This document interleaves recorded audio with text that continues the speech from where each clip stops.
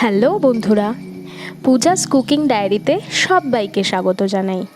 আশা করি আপনারা সবাই খুব ভালো আছেন, আমিও খুব ভালো আছি। তো আজ চলে এসেছি একটি খুবই সিম্পল এবং ভীষণ সুস্বাদু আলুর দমের রেসিপি নিয়ে। তাই দেরি না করে ঝটপট দেখে নেওয়া যাক আলুর দমটি বানাতে কী কী ইনগ্রিডিয়েন্টস লাগছে।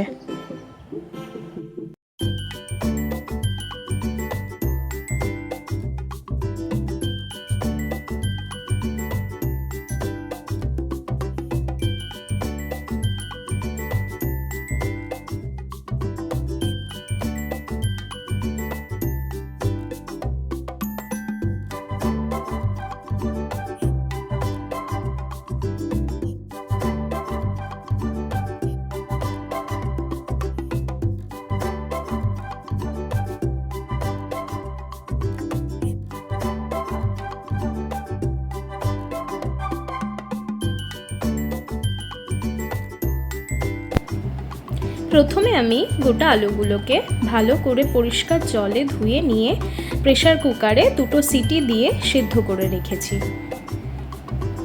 এবং এই আলুগুলোর মধ্যে বেশ কিছু বড় আলু ছিল, যেগুলোকে আমি ছোট ছোট টুকরোও করে নিয়েছি। এরপর কিছুটা পরিমাণ মটরশুঁটি নিয়ে আমি অন্য একটি পাত্রে সেদ্ধ করতে বসিয়ে দিয়েছি। অবশ্যই এর মধ্যে একটু পরিমাণ মতো নুন দিয়ে দিতে হবে।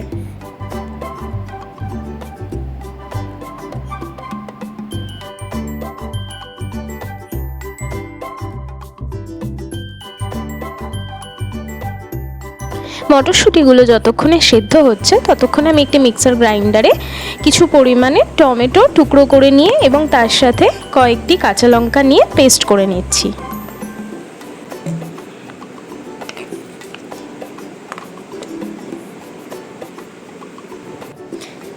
আমার টমেটো কাঁচা লঙ্কা ভালো করে পেস্ট করা হয়ে গেছে। এবার এটি সাইডে রেখে দিচ্ছি। এবার কড়াই চাপিয়ে তাতে কিছুটা পরিমাণে তেল গরম করতে দিচ্ছি।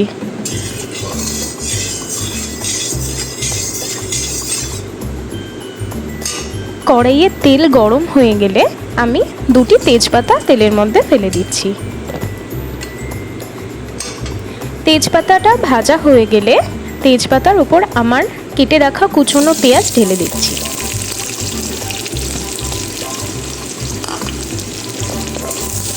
এরপর পেঁয়াজটিকে ভালো করে লাল করে বেশ কিছুক্ষণ ধরে ভেজে নিতে হবে।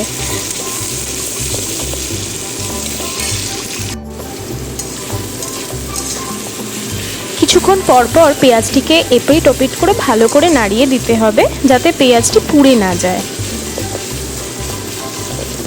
পেঁয়াজ কুচিগুলো ততক্ষণ পর্যন্ত ভালো করে ভাজতে হবে যতক্ষণ পেঁয়াজের গায়ে বেশ লালচে রং না ধরছে। পেঁয়াজটা ভালোভাবে লাল করে ভাজা হয়ে যাওয়ার পর আমি একটু খুন্তি দিয়ে সাইড করে রেখে দেব এবং তেলের মধ্যে দিয়ে দেব রসুন বাটা। এখানে আমি 1 চামচ পরিমাণ রসুন বাটা ইউজ করেছি। এরপর রসুন বাটাটিকে তেলের মধ্যে ভালো করে ভেজে নিতে হবে, যাতে রসুনের কাঁচা গন্ধটা চলে যায়।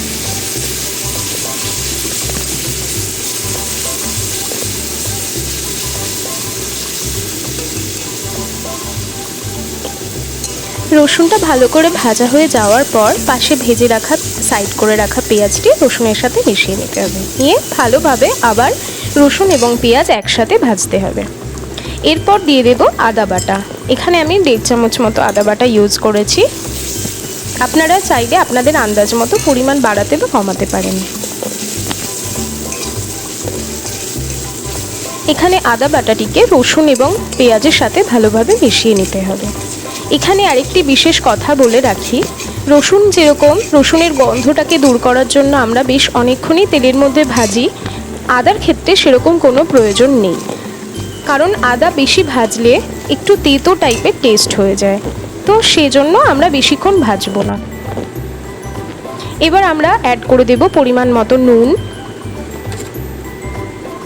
এখানে আমি 1 কেজি আলুর জন্য মোটামুটি 1.5 চামচের মতো আমি নুন ব্যবহার করেছি। এরপর মিক্সার গ্রাইন্ডারে বেটে রাখা লঙ্কা এবং টমেটোর পেস্টটিকে অ্যাড করে দেব।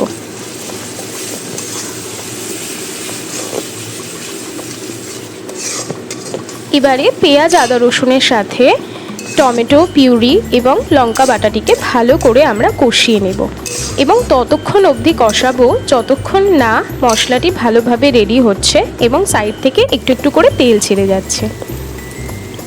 দেখুন সাইড থেকে তেল ছেড়ে এসেছে, মানে মশলাটি ভালোভাবে কষা হয়ে গেছে। এর মধ্যে আমরা অ্যাড করে দেব হলুদ গুঁড়ো, পরিমাণ মতো জিরার গুঁড়ো, এখানে আপনারা নিজেদের পরিমাণ মতো ব্যবহার করবেন, পরিমাণ মতো কাশ্মীরি রেড চিলি পাউডার। আমি রান্নায় সাধারণত রেড চিলি পাউডারটা ইউজ করি না, তবে মাঝে সাঝে ইউজ করা যেতেই পারে, যেহেতু রেড চিলি পাউডার শরীরের জন্য ভালো নয়, তো আমি চেষ্টা করি অ্যাভয়েড করার, তবুও মাঝে সাঝে একটু আধটু ইউজ তো করাই যায়।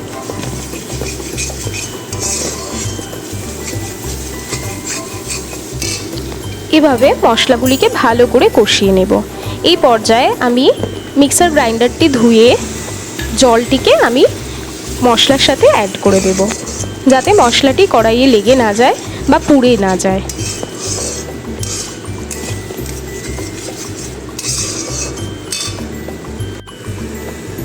দেখুন আলুর দমের গ্রেভির মশলাটি বেশ কষানো হয়ে এসেছে। দেখুন কড়াইতে লেগে যাচ্ছে না।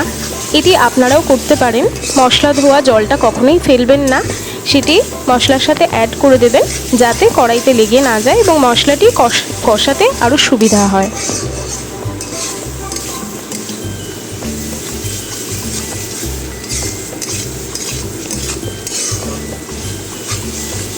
আমাদের মশলাটি প্রায় কষানো শেষ। এই পর্যায়ে আমরা সেদ্ধ করে রাখা আলুগুলোকে অ্যাড করে দেব।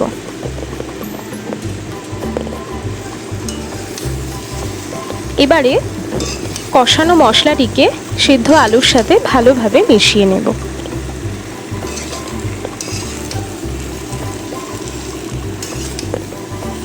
এই সময় গ্যাসের আঁচটিকে মিডিয়াম টু হাই ফ্লেমে রাখতে হবে।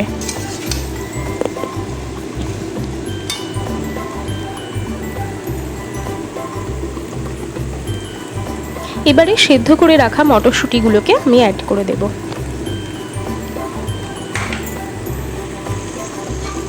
এবারে মটরশুঁটিগুলোকে আবার আলুর সাথে এবং মশলার সাথে ভালো করে কষিয়ে নেব বেশ খানিকক্ষণ ধরে।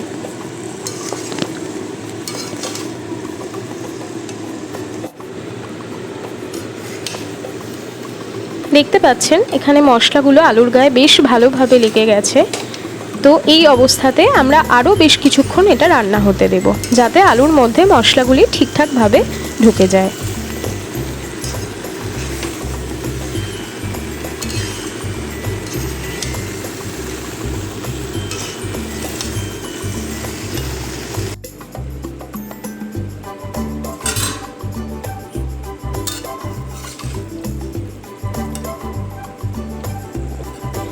হাই ফ্লেমে রাখার জন্য যাতে আলুগুলো কড়ার তলায় লেগে না যায়, তার জন্য মাঝে মাঝেই কিন্তু খুন্তি দিয়ে নাড়াতে হবে।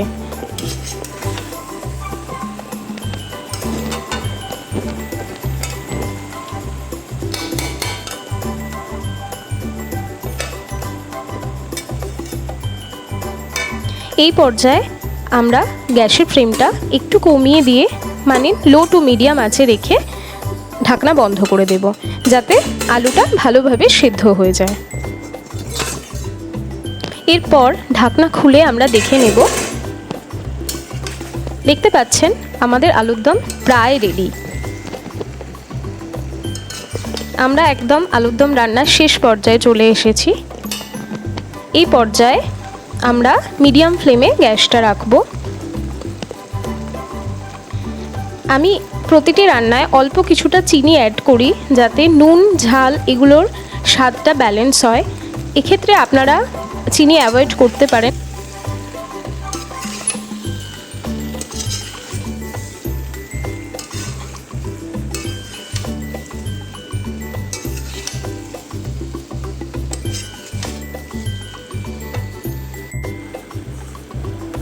আমার আলুর দম রান্না প্রায় শেষ। এবার ওপর থেকে আগে থেকে কেটে রাখা ধনেপাতাগুলি আমি ছড়িয়ে দিলাম, দিয়ে ভালো করে ধনেপাতাগুলিকে আলুর সাথে মিশিয়ে নেব। এখানে আমি বেশ অনেকটাই ধনেপাতা ইউজ করেছি।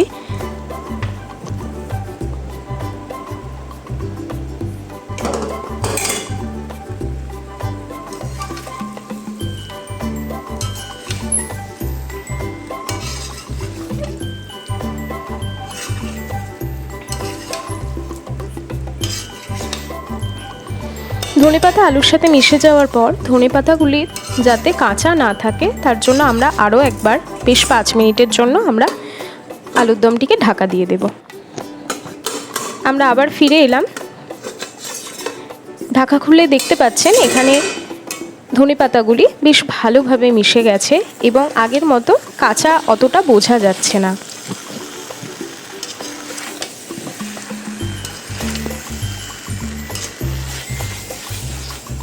তো আলুর দম আমাদের প্রায় রেডি।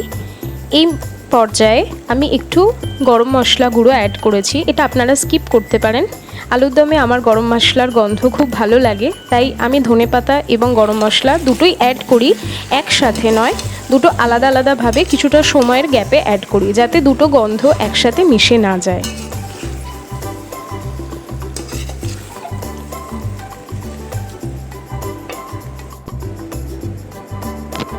তো রেডি আমাদের গোটা আলুর দম মটরশুঁটি দিয়ে।